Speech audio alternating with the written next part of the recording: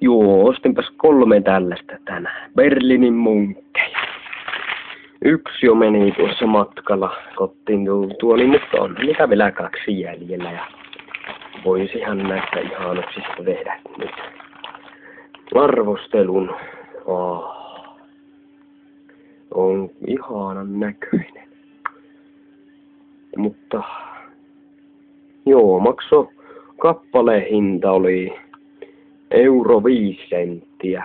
Ostin 3, se tekee 3 euroa 15 senttiä. Ihan hyvä hinta. Mielestäni. Tai voisihan se olla vähän vähemmän. Mutta maistetaan.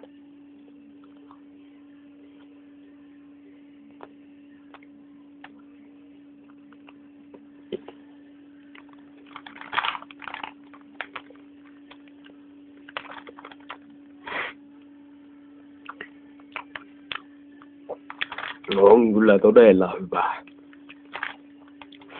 Hinta voisi olla vähän vähemmän, mutta on tämä hyvä hinta.